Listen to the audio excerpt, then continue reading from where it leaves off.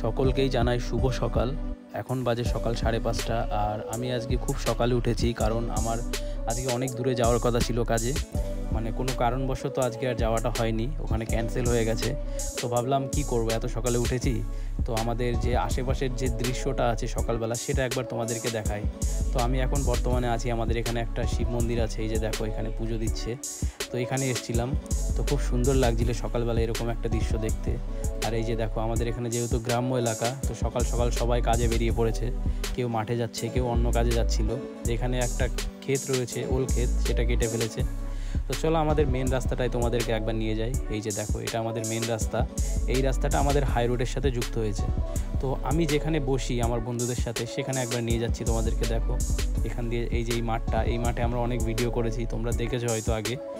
তো এই জায়গাটা খুব সুন্দর লাগে, মানে যখন একটু মানে মন খারাপ হয় বা কোনো কারণবশত ভালো লাগে না, তখন এইখানটা এসে আমরা বসি, একটু টাইম স্পেন্ড করি। মাঠ থেকে বাড়ি ফেরার পরে আমি ওয়ার্কআউট করছিলাম, তো ভাবলাম এটারও একটা ভিডিও তোমাদের সাথে শেয়ার করি। সবাইকেই উচিত একটু এক্সারসাইজ করা, শরীরকে একটু কেয়ার করা, কারণ আমাদের শরীরই আমাদের সবথেকে বড় ইম্পর্টেন্ট জিনিস। শরীর যদি খারাপ হয় তাহলে আমরা কিছুই করতে পারবো না।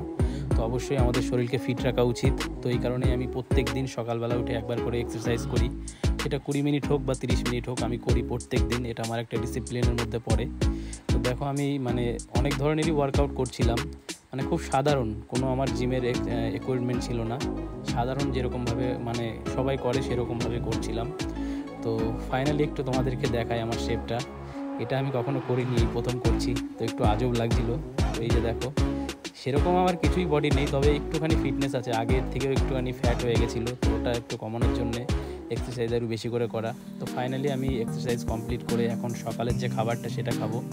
একটা মিষ্টি ছিল, রাত্রেবেলা এনেছিলাম, তোমাদেরকে আগের ভিডিওতে বলেছিলাম। আর মা একটু আলু ভাজা করেছিল সকালে, তো ওটা দিয়ে আর কি রুটি করেছিল, রুটি দিয়ে খাচ্ছিলাম।